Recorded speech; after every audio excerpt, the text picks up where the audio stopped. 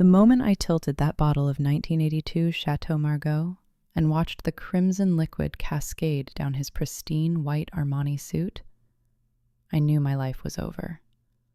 Not metaphorically, literally over.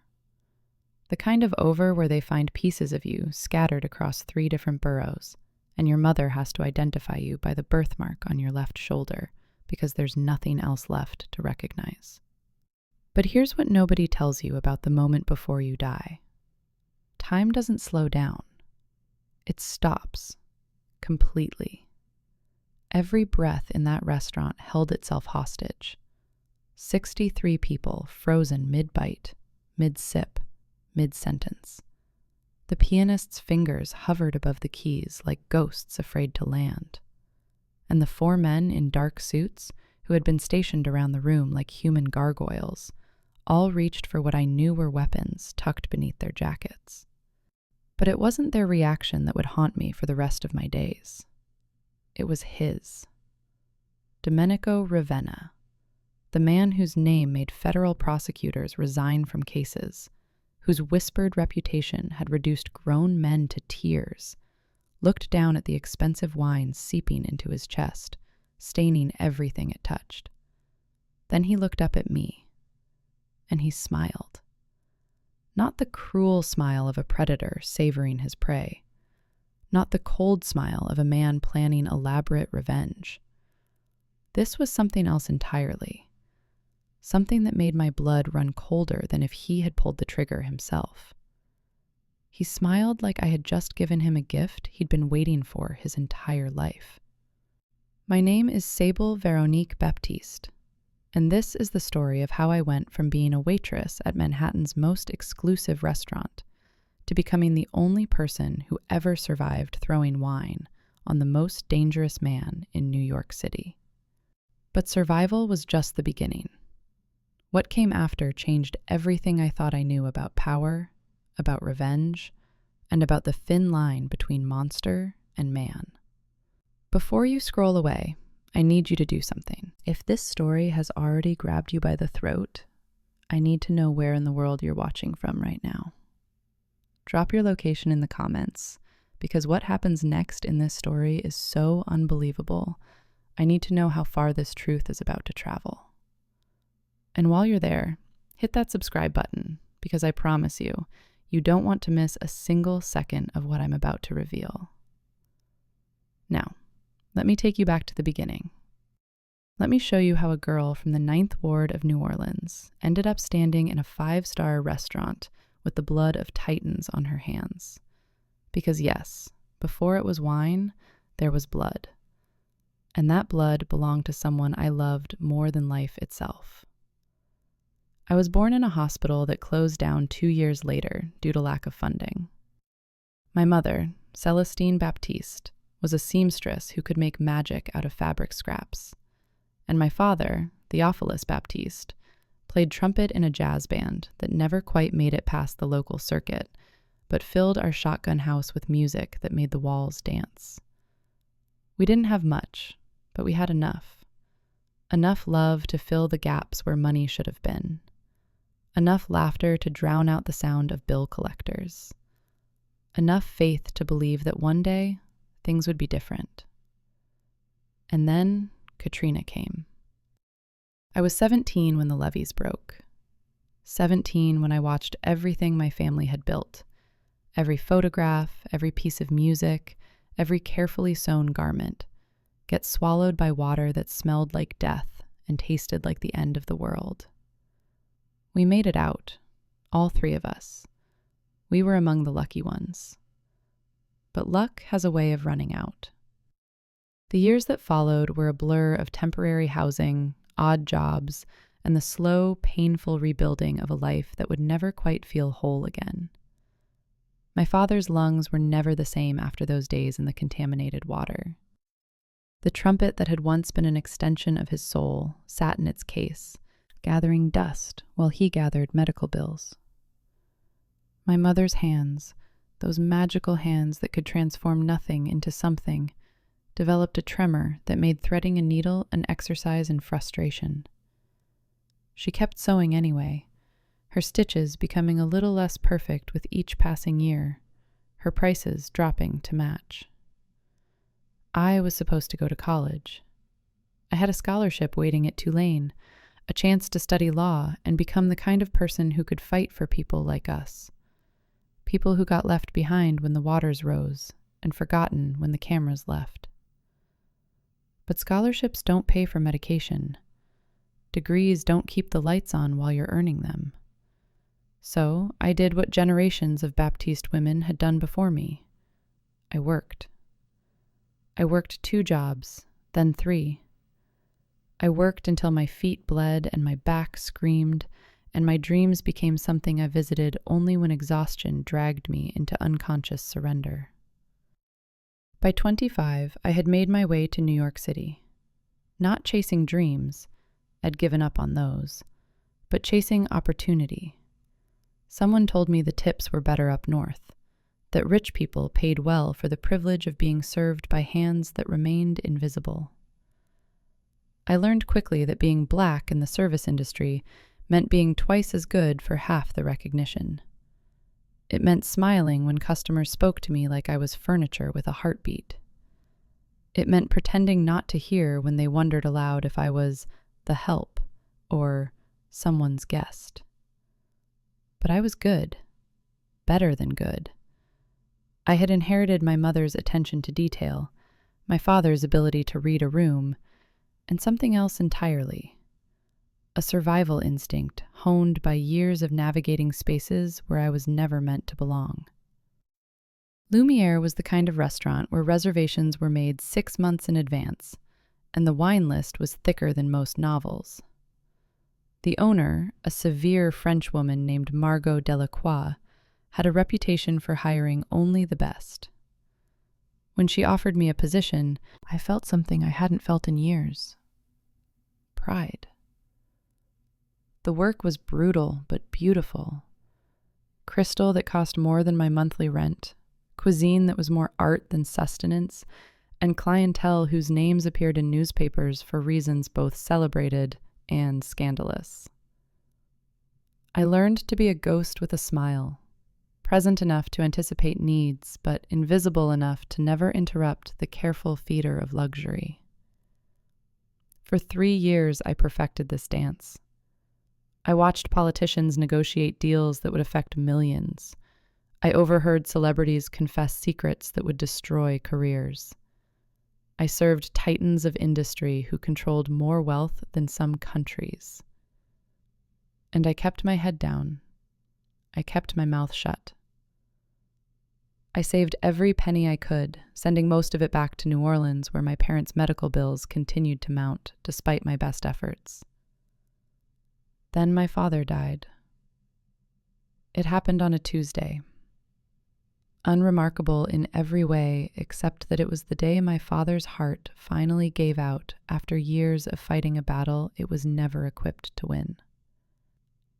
I was 4,000 miles away, carrying a tray of champagne to a table of venture capitalists celebrating their latest acquisition, when my phone buzzed with the message that would cleave my life in 2. They wouldn't let me leave early. Margot reminded me coldly that we were fully booked, that several important clients were expecting impeccable service, that personal matters were to be handled on personal time.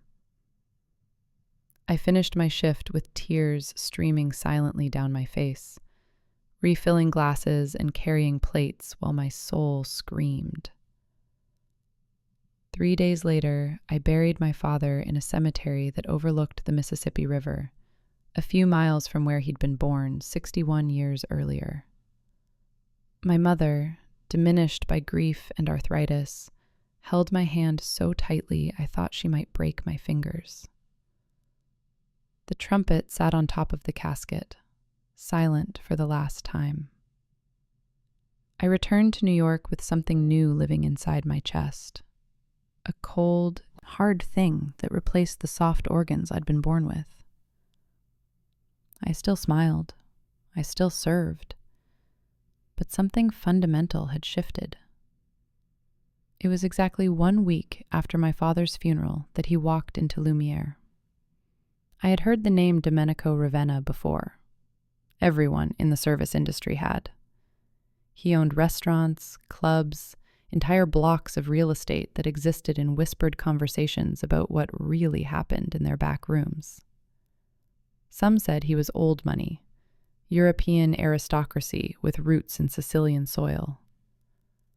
Others said he was new money, earned through means that would make a confession booth burst into flames.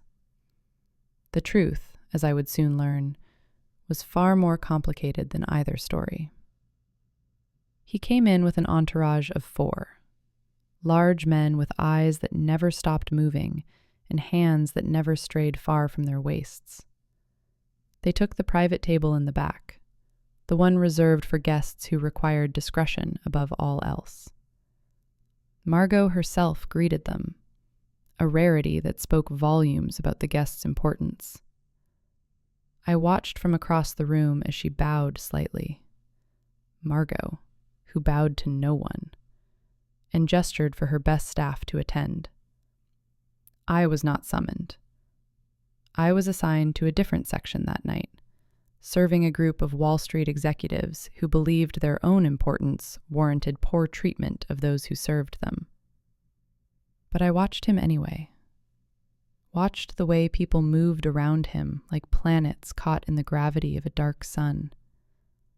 Watched the way his eyes, pale gray, almost colorless, surveyed the room with the lazy attention of someone who knew he had nothing to fear. He was beautiful in the way a loaded weapon is beautiful.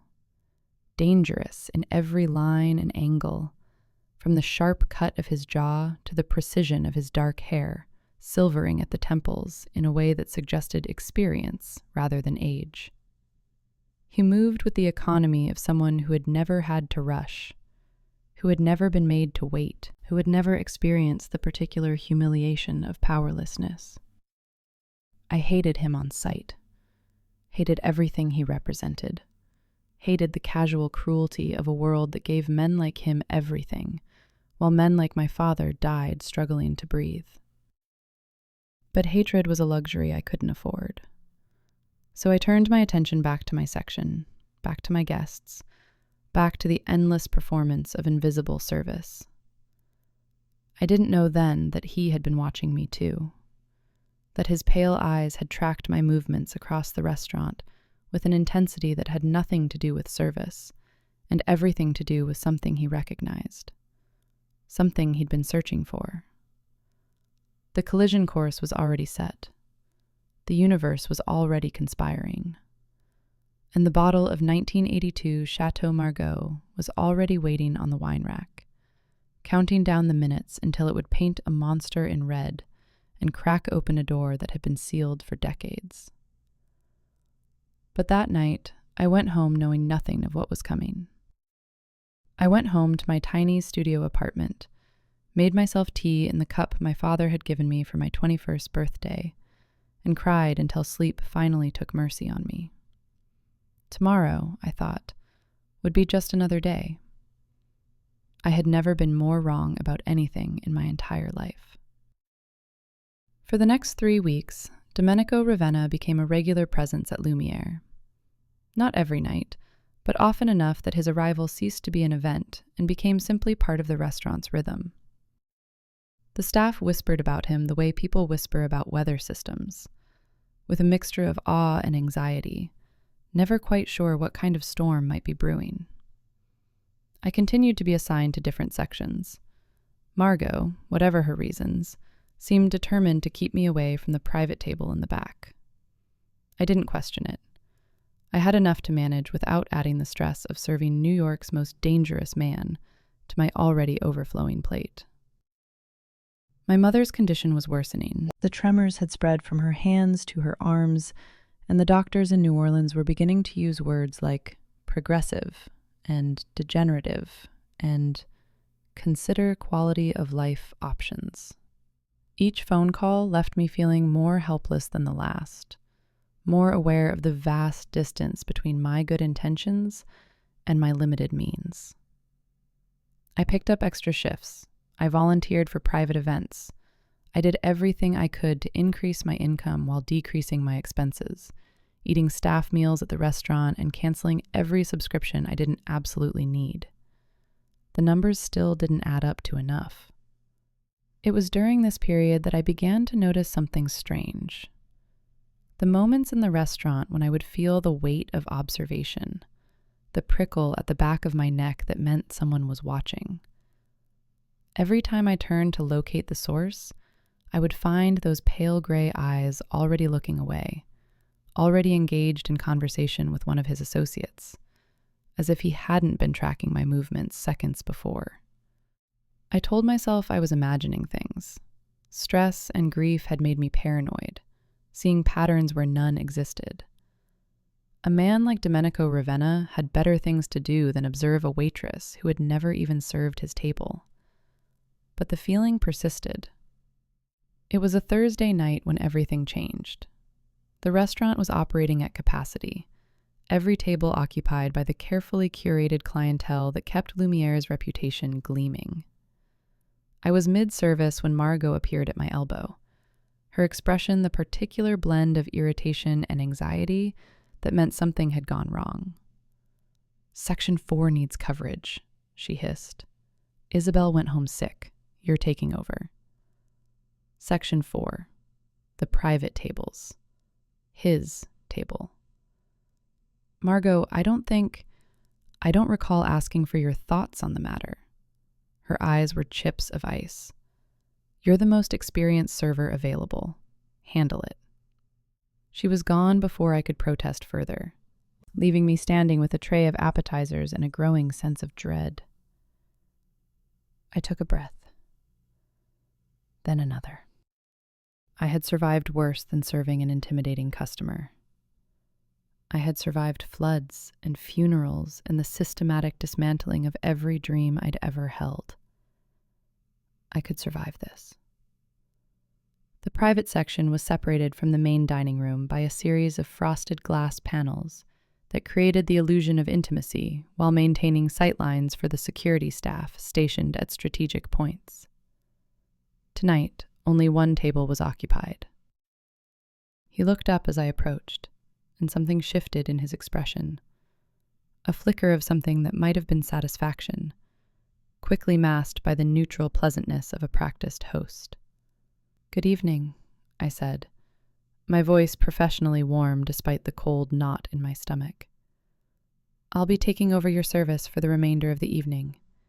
Is there anything I can get you at the moment? You're the one who refused to leave during the dinner service last month," he said.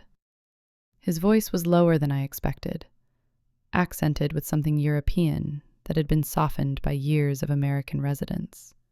"The night your father died." The words hit me like a physical blow. I felt my composure crack, felt the careful mask I wore slip just enough to reveal the rawness beneath. "I'm sorry," I managed. "I don't understand how you—" "Margaux tells me things." He gestured to the empty seat across from him. "Sit." "Sir, that's not—" It wasn't a request. One of the men in dark suits appeared at my elbow, not threatening exactly, but present in a way that made the suggestion feel significantly less optional.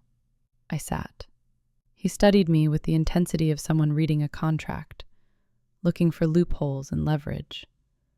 I met his gaze directly, refusing to be the first to look away. Something flickered in those gray eyes, surprise, perhaps, or appreciation. "You're not afraid of me," he observed. "Should I be? Most people are. I'm not most people." A ghost of a smile. "No, I'm beginning to see that." He poured wine from the bottle on the table, a rich Barolo that probably cost more than my weekly salary, into the empty glass in front of me. I didn't touch it. "Do you know who I am, Sable Baptiste?" The use of my full name was startling. The fact that he knew it was even more so.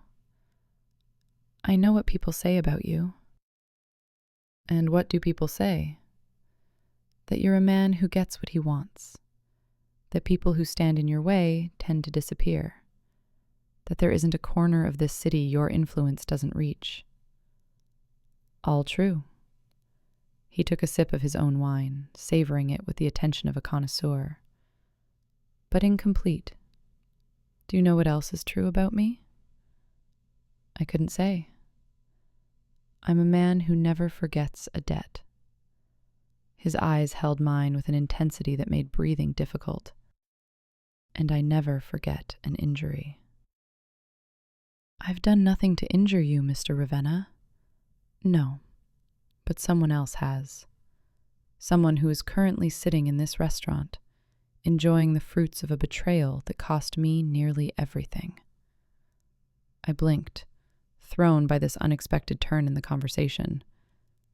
I don't understand what this has to do with me. It has everything to do with you. He leaned forward, and for a moment, I caught something beneath the mask of the powerful crime lord, something that looked almost like pain. The man at table 7. Do you know him? I turned my head slightly, enough to see through the frosted glass to the main dining room. Table 7 was occupied by a distinguished-looking man in his 50s, silver-haired and prosperous, dining with a woman half his age, who laughed too brightly at everything he said. Victor Ashby, I said. Investment banker. He comes in every few weeks. Victor Ashby is the public face. His real name is Victor Ashkanova, and 23 years ago, he was my father's most trusted advisor. He was also the man who betrayed my family to our enemies, resulting in the death of my father, my mother, and my younger sister. He took everything we had, our money, our reputation, our lives, and rebuilt himself as a legitimate businessman, while I spent 2 decades clawing my way back from nothing. I stared at him, trying to reconcile this revelation with the man sitting before me, the ruthless crime lord, the feared Mafia boss, once a child who had lost everything, just as I had. Why are you telling me this? Because I need your help. My help? A laugh escaped before I could stop it. What could I possibly offer you that you couldn't get yourself? Access. His voice was quiet but intense. Victor has become cautious in his old age. He travels with security, varies his routines, trusts almost no one. But he doesn't notice the staff. He doesn't see the people who serve him. He's spent so long being invisible to others that he's forgotten how invisible he's made the people around him. I understood then. The watching, the waiting, the careful positioning. He hadn't been drawn to me. He had been selecting me, evaluating whether I could be useful. You want me to be a spy. I want you to be a weapon. He slid an envelope across the table. Open it. Inside were photographs. Old photographs, faded with time and handling. A man who shared Domenico's angular features, standing with a woman whose dark beauty was softened by kindness. Between them, a young girl with ribbons in her hair and a gap-toothed smile. And beside her, a boy with pale gray eyes and an intensity that was already present even in childhood. My family, Domenico said.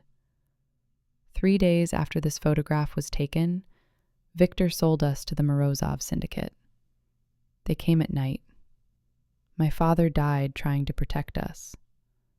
My mother died trying to protect Elena, my sister. She was 8 years old. His voice remained steady, but I saw his hand tighten around his wine glass until I was sure it would shatter. How did you survive? I hid, like a coward. I hid in the secret compartment my father had built beneath the floorboards, and I listened to my family die. And when it was over, I crawled out and found their bodies, and I made a promise. Not to God. God had already proven himself useless. I made a promise to Elena, to her blood on the floor, that one day Victor would pay for what he had done. The restaurant continued around us, oblivious to the weight of the conversation happening in the private section. Glasses clinked, laughter rose and fell. The world went on while something ancient and terrible was being offered to me. "I'm sorry for what happened to you," I said, and I meant it. "But I'm not a killer. I'm not a criminal. I'm a waitress who is barely holding her life together as it is. I'm not asking you to kill anyone." He took another sip of wine, his composure returning like a mask settling back into place. "I'm asking you to watch, to listen, to be my eyes and ears in a place where I cannot go unnoticed. In exchange," he produced a second envelope, thicker than the first. "In exchange, I will ensure that your mother receives the best possible care from the finest specialists in the country. I will pay off your student loans. Yes, I know about those too. And I will arrange for your father's medical debts to be forgiven. By this time next month, you will be free of every financial burden that has been crushing you since the day the waters rose in New Orleans." I stared at the envelope like it contained a serpent. "How do you know all of this about me?" "I know everything about everyone who interests me. And you, Sable Baptiste, interest me greatly." "Why? There's nothing special about me." "You stayed." His voice softened almost imperceptibly. "The night your father died, when any reasonable person would have left, would have demanded compassion from their employer, you stayed. You finished your service. You smiled through tears. You demonstrated a strength of character that most people will never know they lack, because they'll never be tested as you were." He leaned back, and I saw something new in his eyes. Not predation, not calculation, but something that might have been respect. "I don't need a spy, Sable. I need a partner. Someone with nothing to lose and everything to gain. Someone who understands what it means to have everything taken from you by forces beyond your control. Someone who might, perhaps, understand the kind of justice I'm seeking." Justice. The word hung in the air between us, both a promise and a temptation. "I need time," I heard myself say. "To think." "Of course." He nodded, as if he had expected nothing less. "Take all the time you need.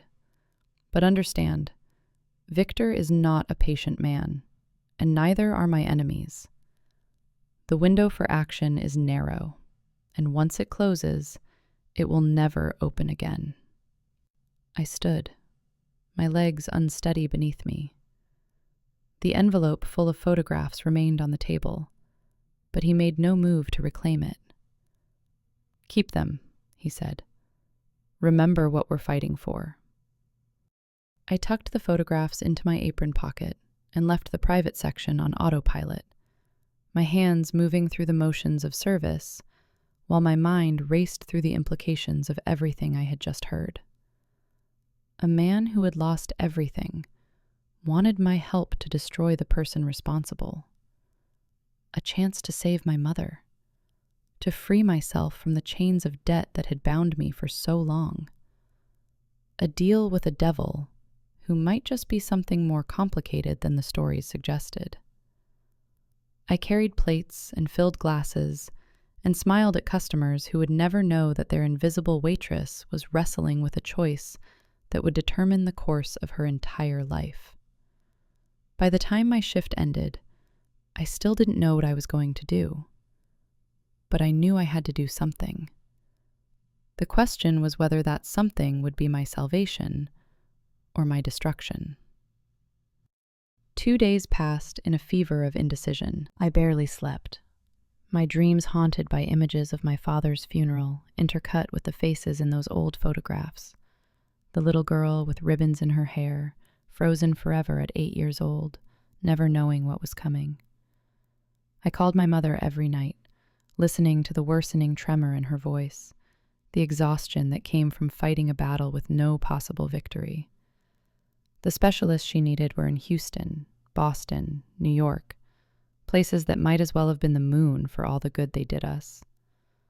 Money was not just a barrier, it was an unscalable wall. Domenico's offer whispered to me in the dark hours before dawn, a way out, a chance to give my mother the care she deserved. All I had to do was watch and listen, tasks I already performed every single day as part of my job. But there would be no going back. If I accepted his offer, I would become complicit in whatever justice he was seeking, and whatever that justice looked like, I was not naive enough to think it would end with a polite conversation. It was the photographs that decided me. I had left them on my kitchen table, face up, and every time I walked past them, I felt the weight of their silence. Elena, 8 years old, dead because a man decided that money was worth more than lives. She had been the same age as my youngest cousin when the storm came, the cousin who spent 6 days on a rooftop waiting for help that was too slow to arrive. Children didn't survive the cruelty of powerful men. They never had. And the powerful men went on living, went on dining at expensive restaurants and laughing with women half their age, while the children they destroyed were forgotten by everyone except those who loved them. I called the number Domenico had left for me.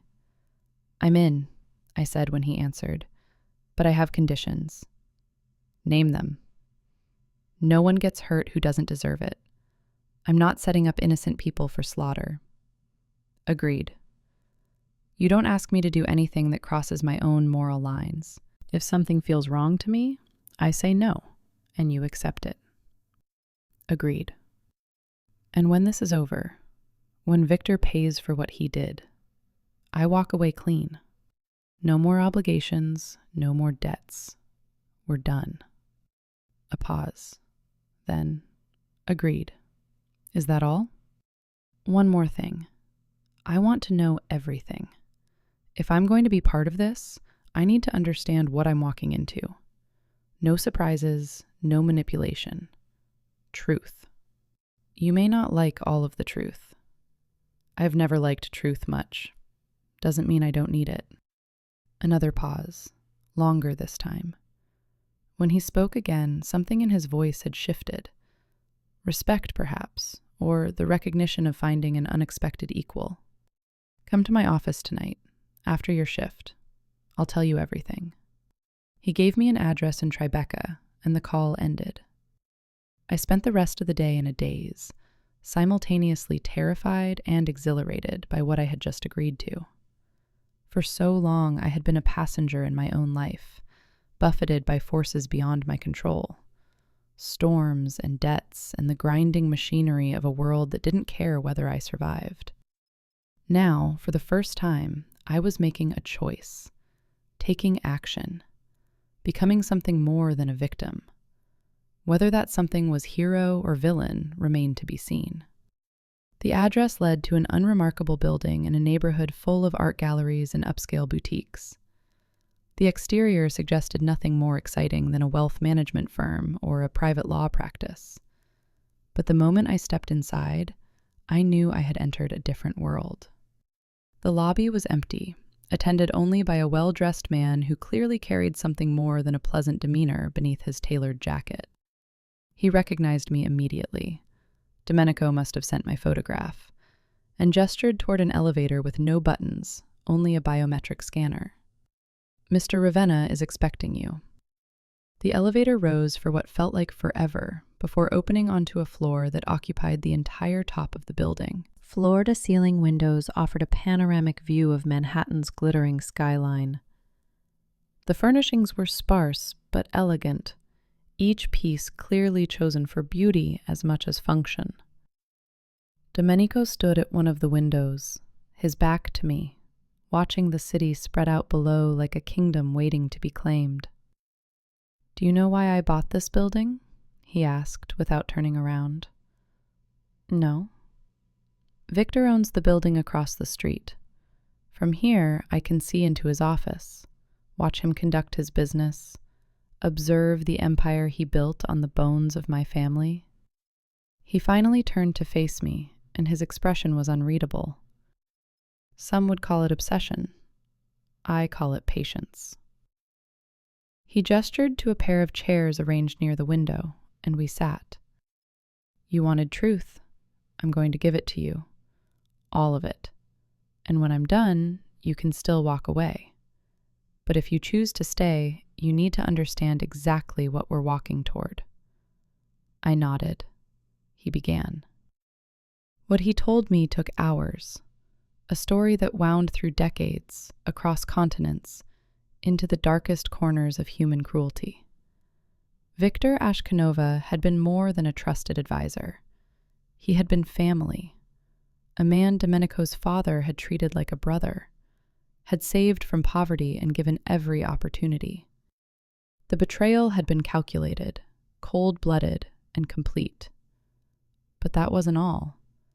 Victor hadn't just sold Domenico's family to the Morozov syndicate. He had been working with them for years, feeding them information, undermining the Ravenna business from within. The night of the murders wasn't an attack. It was a hostile takeover, planned to the smallest detail. Victor had known exactly when to strike, exactly where the family would be most vulnerable. And he had walked away with everything: the money, the properties, the political connections that had taken generations to build. He had laundered it all through a series of shell companies, emerging 5 years later as Victor Ashby, investment banker, philanthropist, pillar of the community. The man who dined at Lumiere was wearing the spoils of murder like a tailored suit. "I tried to expose him when I was younger," Domenico said. "I went to the authorities, told them everything I knew. They dismissed me as a traumatized child making up stories. Victor's money had already bought the people who mattered. By the time I was old enough to take matters into my own hands, he had become untouchable. Until now. Until now." He leaned forward, and I saw the full weight of 23 years of planning in his eyes. Victor has made a mistake. He's become greedy, overconfident. He's taken investments from the wrong people, made promises he can't keep. The empire he built on my family's corpses is beginning to crumble, and he's desperate to prop it up. What kind of investments? The kind that would send him to prison for the rest of his life if the right people found out. But more importantly, the kind that would expose his past. Every time Victor moves money now, he leaves traces that connect back to who he really is and where his fortune really came from. And you need someone on the inside to help you find those traces. Victor keeps certain records off-network, written by hand, stored in a safe in his private office. Getting to those records would require either breaking into one of the most secure buildings in Manhattan or finding someone who could access them during one of the private dinners he occasionally hosts for clients. Private dinners at Lumiere. Exactly. Domenico's smile was thin but genuine. Victor's creatures of habit. When he wants to impress potential investors, he books the entire private section and brings in additional staff. Vetted, of course, but Margaux's vetting process has certain vulnerabilities that my people have already exploited. If you volunteer for those events, you'll be on the inside. Have you ever been in a situation where you had to choose between your safety and doing what was right? Between staying invisible and stepping into the light, knowing it might burn you? I'd love to know what you would do in my position. Drop your answer in the comments below, because this choice changed everything about who I was and who I was going to become. I looked at Domenico Ravenna. This man who had been shaped by loss into something hard and dangerous, who had spent more than 2 decades nurturing a vendetta that had become his entire reason for existence. And I saw myself reflected in his pale gray eyes. We were the same in the ways that mattered. Both survivors of catastrophes that had stripped away everything soft. Both burning with rage at a world that had been unfair since before we were born. Both willing to do whatever was necessary to protect what little we had left. Tell me what you need me to do. 3 weeks later, Victor Ashby booked the private section for an intimate dinner with potential investors. I was on the service list. The preparations were meticulous. Domenico's people had provided me with a small device that looked like an ordinary pen, but contained a camera and transmitter capable of capturing documents from across a room. All I needed to do was get close enough to photograph whatever Victor was showing his investors. The night arrived wrapped in a tension I could feel in my bones. I dressed in my finest uniform, pinned my hair back in the style Margaux preferred, and reported for duty with a smile that felt painted on. Victor arrived at 8 o'clock with an entourage of 4, 2 potential investors who had the hungry look of men who smelled opportunity. 1 assistant who carried a leather briefcase like it contained the secrets of the universe, and 1 bodyguard whose eyes missed nothing. I served them with the invisible efficiency I had perfected over years of practice. Bread, butter, water, wine. Appetizers arranged like works of art. Main courses that cost more than I made in a week. Through it all, I watched, waited, listened. The conversation was coded, careful. The language of men who knew their business existed in legal gray areas. But certain words kept recurring. Offshore, restructuring, legacy assets. Victor was selling something, and his buyers were skeptical. Then the assistant opened the briefcase. Inside were documents, folders and charts, and what looked like property deeds. Victor began walking his investors through them, pointing to figures and signatures, painting a picture of an opportunity too good to pass up. I moved closer, ostensibly to refill wine glasses, the pen camera positioned to capture what I could. But Victor's bodyguard shifted, blocking my view, his attention suddenly focused on me with an intensity that made my blood run cold. "Is there a problem?" Victor asked, following his bodyguard's gaze. "No, sir." The bodyguard's voice was flat, professional. "Just being cautious." Victor looked at me, really looked at me, for the first time. His eyes were pale blue, almost colorless, and there was something assessing in his gaze that made me feel like a specimen under glass. "You're new," he said. "I've worked here for 3 years, sir. To my events, I mean. I would remember a face like yours." The compliment was delivered casually, but something in his tone made my skin crawl. "I recently became available for private functions," I said, keeping my voice steady. "Can I get you anything else?" "Yes," he smiled, and there was nothing pleasant about it. "More wine. The 82 Margaux. My guests deserve the best." I retrieved the bottle from the wine cellar, taking a moment in the dim quiet to steady my breathing. Something was wrong. Victor's attention had shifted in a way that felt dangerous, and his bodyguard was watching me with the focus of a predator who had spotted movement in the brush. But I was committed now. There was no turning back. I returned to the table with the wine, began the ritual of presentation and pouring, kept my eyes on the task at hand. Victor continued his pitch, his investors now leaning in, their skepticism giving way to interest. And then Victor said something that made everything stop. "You know," he said conversationally, turning to his investors, "I've been in this business for a very long time, 23 years to be exact. Before that, I was in a different line of work entirely. Import-export, you might say, based primarily out of Eastern Europe. His eyes slid to me, and I saw it, the flicker of recognition, the moment of understanding. He knew. The thing about the old country, Victor continued, his voice still casual, is that loyalty meant something. Family meant something. But betrayal? Betrayal was punished in ways that made examples of the weak.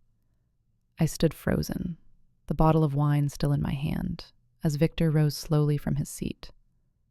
Tell me, Sable Baptiste. Yes, I know your name. Did you really think I wouldn't recognize a Ravenna pawn when I saw one?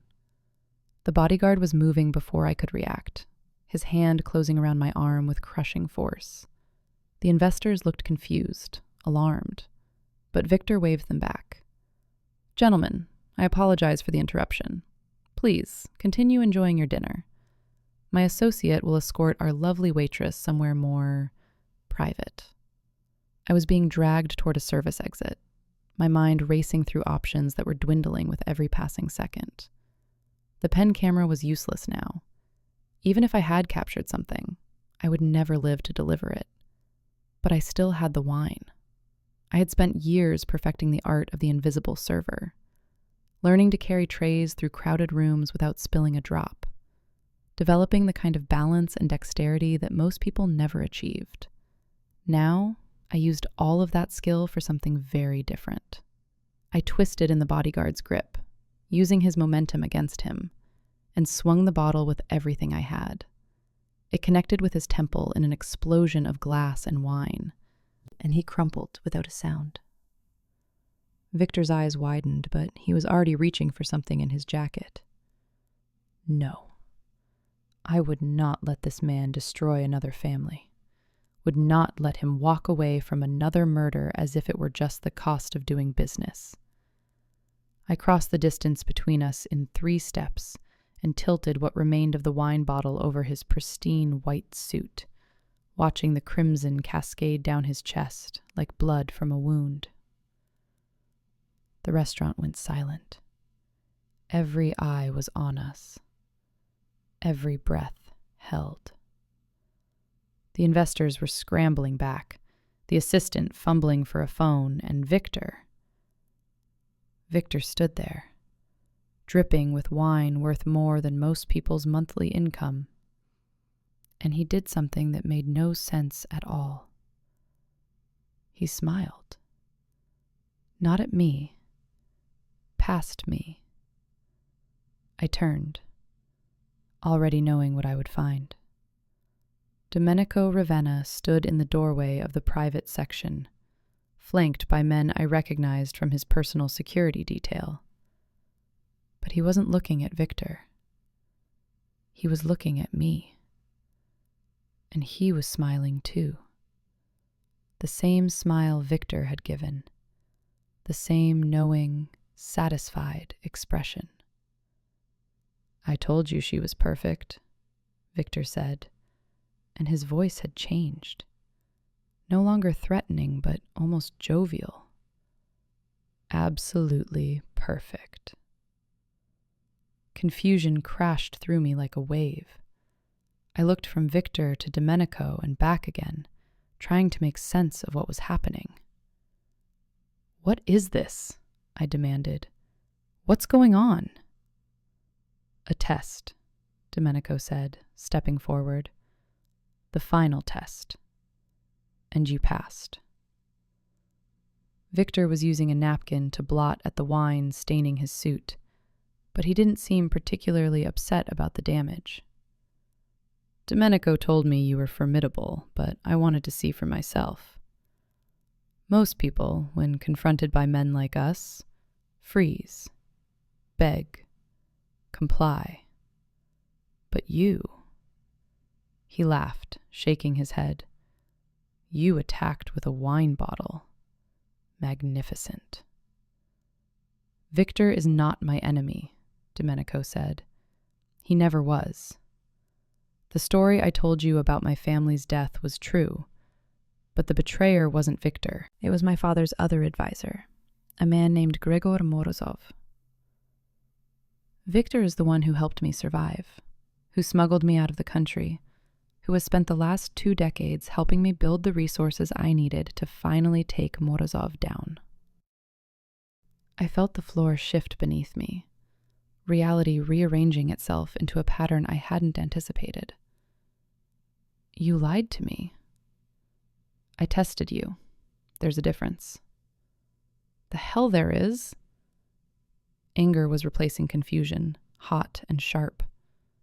I trusted you. I agreed to help you because I believed you were a victim seeking justice. Instead, you were, what, playing games with my life?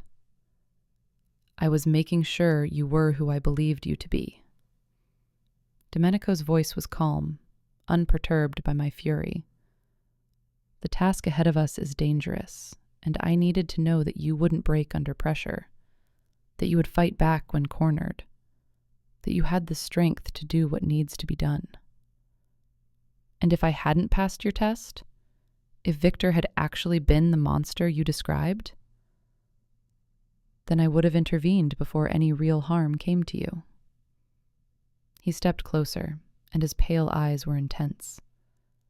I never would have let anything happen to you, Sable. You need to believe that.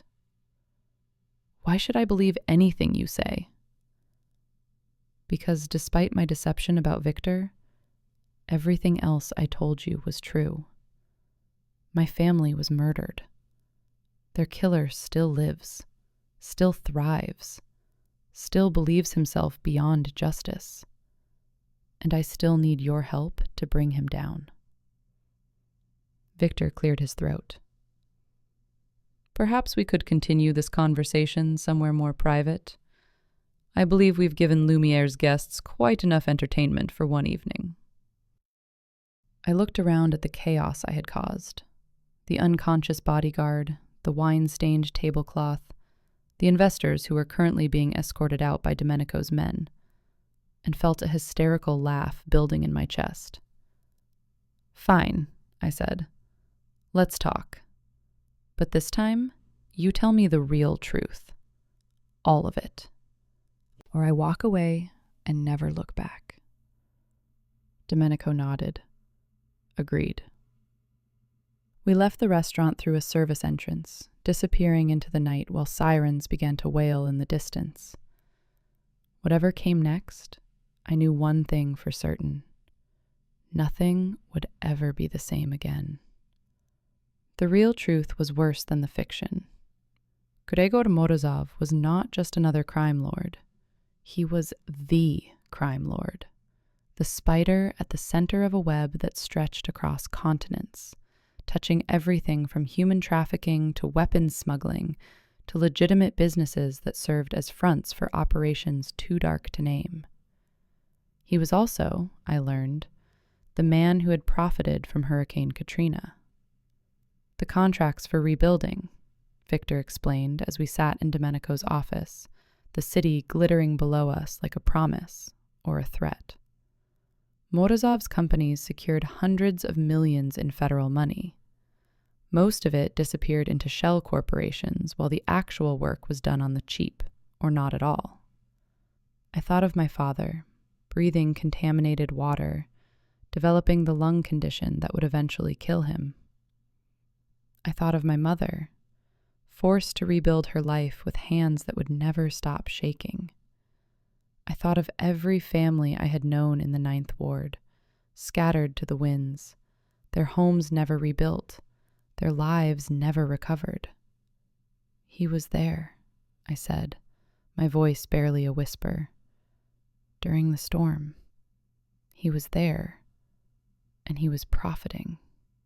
Morozov profits from everything, Domenico said. That's what he does. He finds suffering and turns it into money. My family, your family, thousands of families who never knew his name were all just entries in his ledger. The rage that had been building in my chest since I first learned my father was sick, since I first held his hand in that hospital room and watched him struggle for every breath. That rage finally had a target. What do you need me to do?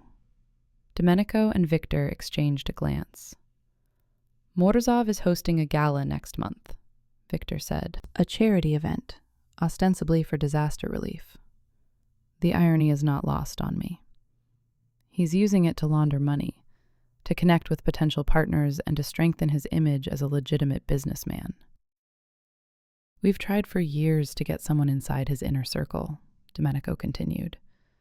But Morozov is paranoid, and his security is impenetrable.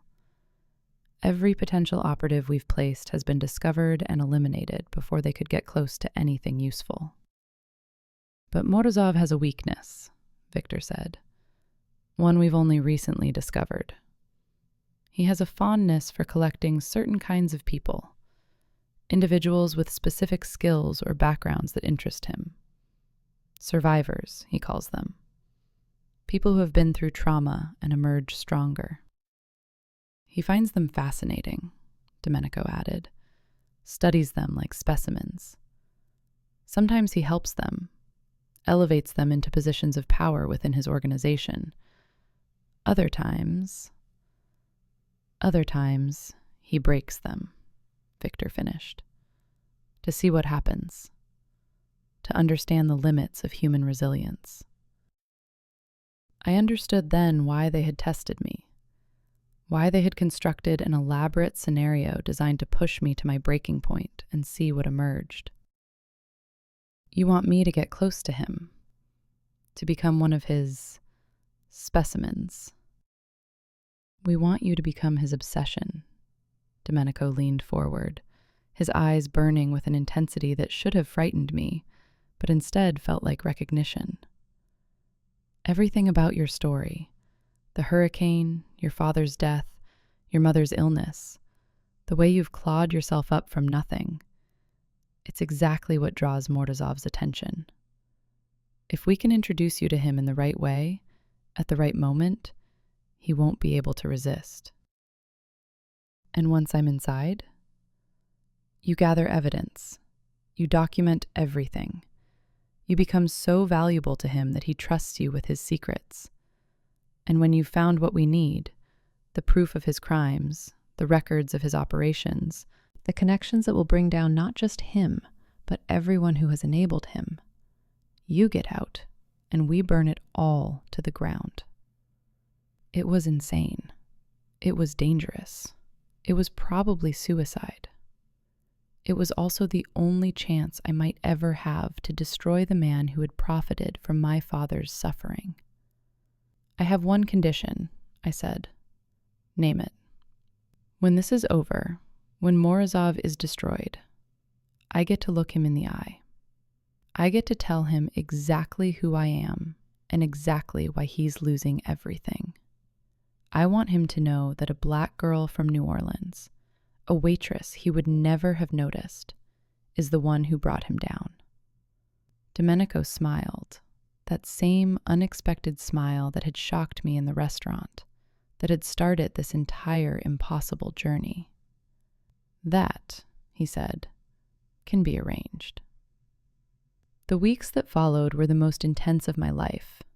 I trained in ways I never imagined, learning to recognize surveillance, to encode messages, to defend myself against attacks that came without warning. Victor tutored me in the language of high finance, helping me understand the mechanisms of money laundering and fraud that Morozov used to conceal his operations. And Domenico taught me to see beneath the surface of things. We spent hours together, poring over profiles of Morozov's associates, studying the psychology of the man we were trying to destroy.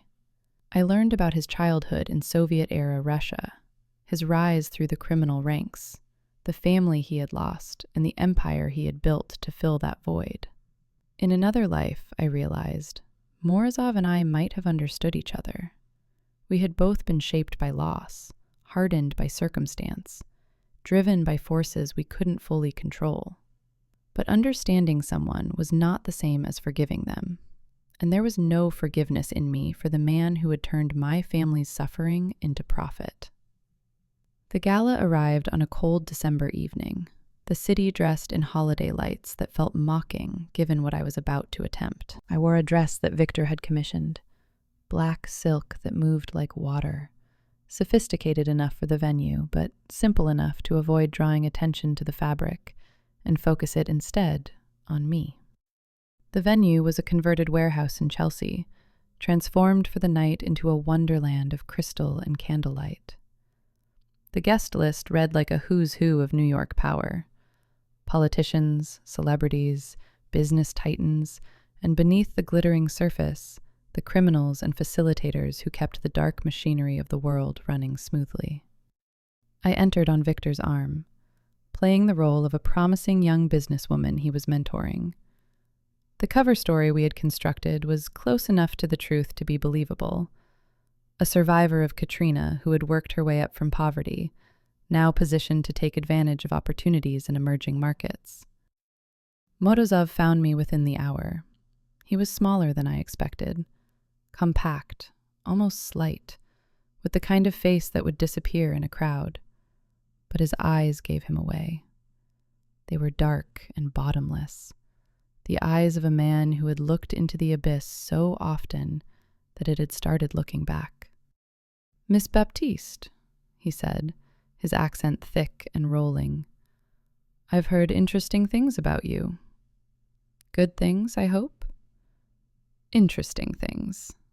He smiled, and it was like watching a snake consider its prey. "Tell me about New Orleans. Tell me about the water." I told him. Not everything. Not the truth of how my father had really died. Not the fury that burned beneath my careful composure. But enough.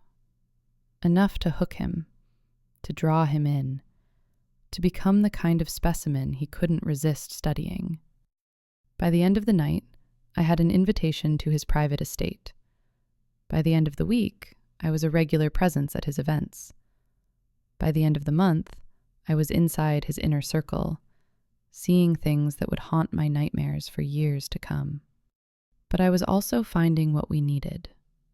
The evidence accumulated slowly, carefully, each piece a brick in the wall we were building around Morozov's empire.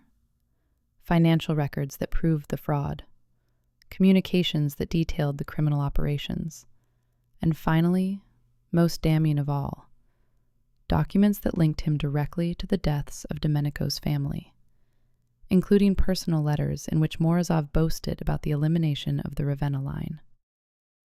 The night I found those letters, I nearly broke cover. The rage that had been simmering beneath my careful facade threatened to erupt, to send me crashing through the walls of Morozov's study with my hands around his throat. But I remembered Domenico's training, remembered the promise I had made to myself. I wanted Morozov to know who had destroyed him, wanted him to see my face and understand that his destruction came not from a fellow Titan, but from someone he would have dismissed as invisible, as irrelevant, as beneath his notice. The day of reckoning came on a morning in early spring, when the ice on the Hudson River was just beginning to break, and the city was starting to remember what warmth felt like. Domenico's people moved simultaneously across 3 continents, executing a plan that had been years in the making. Bank accounts were frozen. Associates were arrested. The empire that Morozov had spent decades building crumbled in a matter of hours. And I was there, in his study, when he finally understood what had happened. "You," he breathed, looking at me with something that might have been admiration, or might have been hate. "All this time, you were." "I was exactly what you thought I was," I said. "A survivor. Someone who had been through trauma and emerged stronger. You were right about that. You were just wrong about what I was going to do with that strength." "Who sent you? Ravenna? I killed his entire family. There's no one left." "You missed one." I smiled, and it was not a kind smile. "And now he's going to watch you spend the rest of your life in a cell, knowing that everything you built was destroyed by the people you tried to erase." The authorities arrived before Morozov could respond, before he could threaten or bargain or attempt to buy his way free. The evidence we had gathered was irrefutable, the charges extensive, the case airtight. Gregor Morozov, the untouchable spider at the center of the web, was finally caught. 1 year later, I stood on the banks of the Mississippi River, watching the sun set over the place where I had been born. My mother sat beside me in her wheelchair, her hands steadier now thanks to treatments we could finally afford. The specialists in Houston had worked miracles, giving her back years of life that she had thought were lost forever. We didn't speak. We didn't need to. The river spoke for us, carrying its eternal message of persistence and change, of things that endure and things that wash away. I thought about the journey that had brought me here, the hurricane that had taken everything, the years of struggle and survival, the night I had poured wine on a man I thought was my enemy and discovered instead an ally, a partner, a friend. I thought about Domenico, waiting for me back in New York, building something new from the ashes of his family's destruction. Our relationship had evolved in ways neither of us had expected, from suspicion to trust, from partnership to something deeper that we were still learning to name. I thought about the little girl with ribbons in her hair, finally at peace now that her killer was behind bars. About the boy who had hidden beneath the floorboards and grown into a man who never forgot a debt, never forgot an injury, never forgot a promise made in blood. And I thought about my father, his trumpet silent forever, but his spirit alive in every breath I took, every step I climbed, every impossible thing I had accomplished. Daddy would be proud, my mother said, breaking the silence at last. I know. He always said you were special, said you had fire in you that nothing could put out. I smiled, feeling the truth of her words like warmth spreading through my chest. I'm not done yet, I said. There's still so much to do, so many people who need help, so many systems that need to change. I know. My mother reached for my hand, her grip stronger than it had been in years. But you don't have to do it alone anymore. That's what your father would really be proud of. That you found people who see you, who fight alongside you, who love you. I thought of Domenico, of Victor, of the network of allies we had built during the Morozov operation, the connections that had become something more than strategic partnerships. For so long, I had believed that survival meant going it alone, that strength was solitary, that trust was weakness, that the only person I could rely on was myself. But that wasn't strength. That was just another kind of cage. True strength, I had learned, was letting people in, allowing yourself to be seen, to be known, to be loved, building something together that none of you could build alone. The sun dipped below the horizon, painting the river gold and amber and deep, bloody red. Somewhere in the distance I could hear music, jazz, floating on the evening air, carrying memories of a man who had loved this city enough to die for it. Let's go home, Mama, I said. She looked at me with eyes that had seen floods and funerals, loss and recovery, everything life could throw at a person and somehow still held hope. Which home, baby? You've got so many now.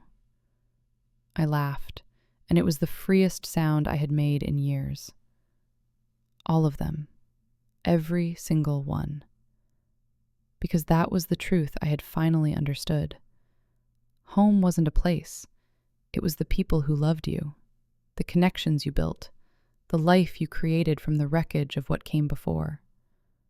I had started as an invisible waitress, carrying trays and swallowing humiliation, surviving because surviving was all I knew how to do. I had become something more. Not a victim, not a villain, but something in between. A woman who had looked into the face of power and refused to blink, who had taken the worst the world could offer and transformed it into fuel for change. And this was just the beginning. As I wheeled my mother toward the waiting car, toward the life that was waiting for us, I felt my father's spirit beside me, not as a ghost, but as a presence, a reminder of where I came from and why I kept fighting.